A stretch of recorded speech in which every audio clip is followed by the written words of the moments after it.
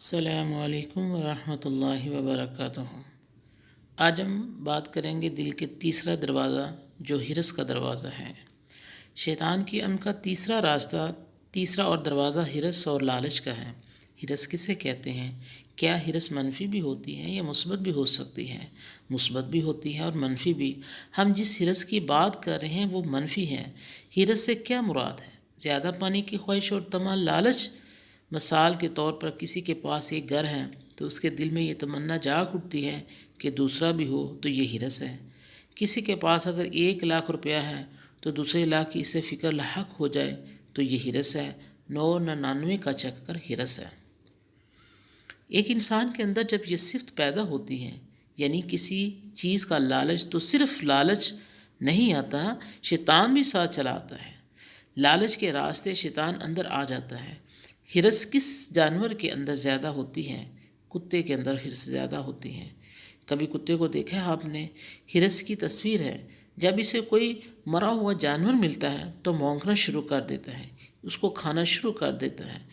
مکمل کھا نہیں سکتا، لہٰذا وہ باقی حصہ مٹی میں دبانے کے لیے لے جاتا ہے، اور اگر اسے منہ میں دبائے ہوئے پانی کے پاس سے گزرنا پڑے تو اپنے اوپر بھی بھونکنے لگتا ہے۔ اسے لگتا ہے جیسے کوئی دوسرا کتا آ گیا ہو اور مجھے یہ بھونکے گا۔ یہ حرص کی تصویر ہے۔ کیا انسان کے اندر بھی ایسی حرص ہوتی ہے؟ کیا واقعی اس کے اندر یہ حرص ہوتی ہے کہ وہ یہ چاہے کہ مجھے جو میسر ہے وہ مجھے میسر رہے اور اس سے کسی اور کو کوئی حصہ نہ ملے؟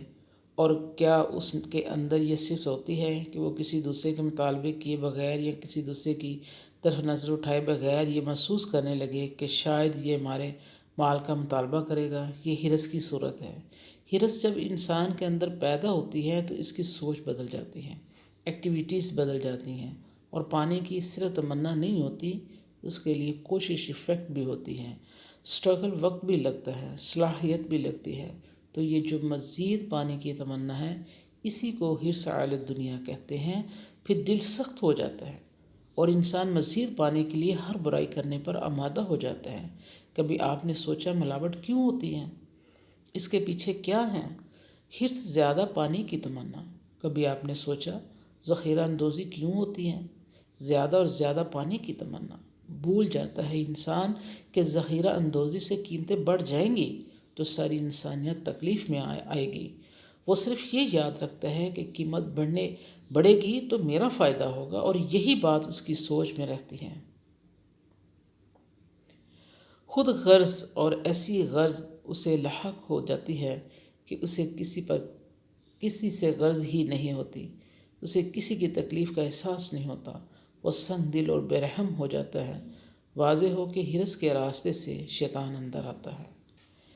پھر اگر دیکھیں تو یہ حرص کبھی کسی موڑ پر ختم نہیں ہوتی، اور پانے کی تمنا ایسی ہوتی ہے جو دن بدن بڑھتی چلی جاتی ہے۔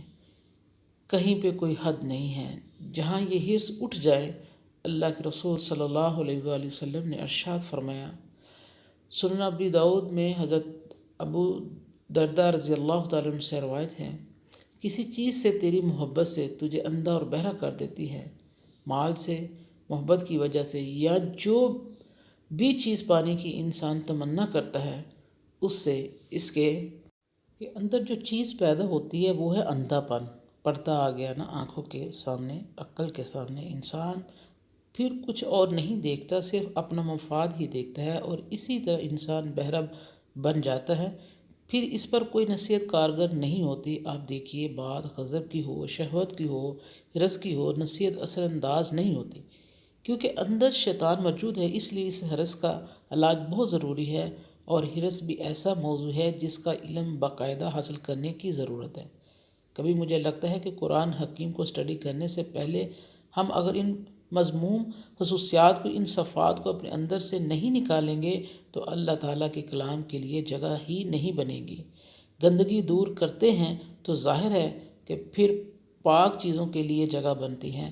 اسی وجہ سے آپ دیکھیں کہ ایک طرف اگر مذموم صفات بھی انسان کے اندر موجود ہیں اور انسان اللہ تعالیٰ کے کلام سے تعلق بھی رکھے تو کھچڑی سی پک جاتی ہے اور کوئی فائدہ انسان کو نہیں ہوتا، اور اس کے اثرات بھی انسان پر مرتب نہیں ہوتے۔ رسول اللہ صلی اللہ علیہ وآلہ وسلم نے فرمایا، 4 چیزیں بدبختی اور شقاوت کی علامت ہیں۔ دل کی سختی، آنکھ کا نہ بہنا، یعنی انسان کا دل سخت ہے تو آنکھ آنسو نہیں بہاتی۔ لمبی لمبی امیدیں باندھنا اور حرص علی الدنیا، کام حرص سے شروع ہوتا ہے۔ حرص ہے تو لمبی لمبی امیدیں بھی ہیں۔ حرص کی وجہ سے انسان بہت آگے تک جا کے پلان کرتا ہے، اور ایسے پلان کرتا ہے گویا اس نے کبھی مرنا ہی نہیں ہے۔ انسان کو اپنے لیے اتنی ہی چیزوں کو ذخیرہ کرنا چاہیے جتنا اسے فوری طور پر ضرورت ہے۔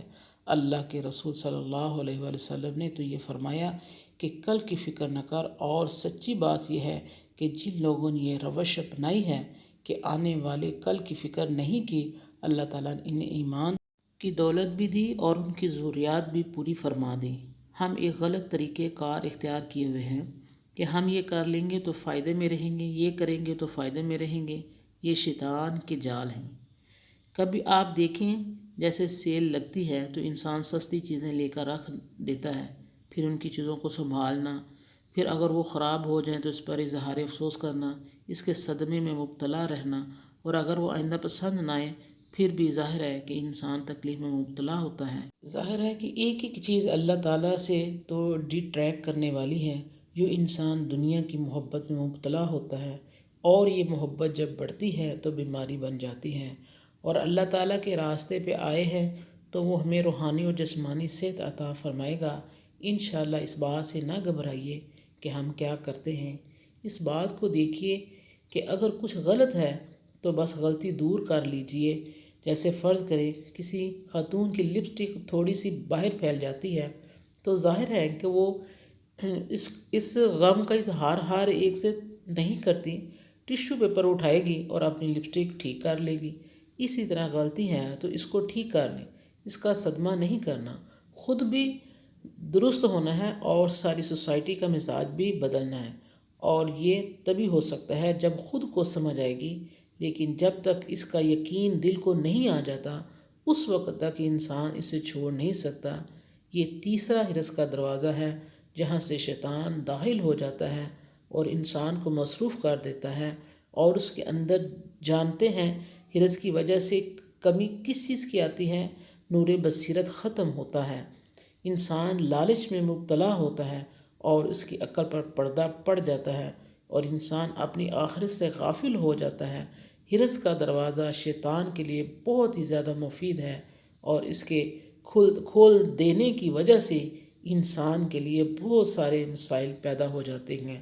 اللہ سے دعا ہے کہ اللہ تعالیٰ ہم نے جو کچھ پڑھا سنا، اللہ تعالیٰ ہمیں اس پر دل سے عمل کرنے کی توفیق عطا فرمائے۔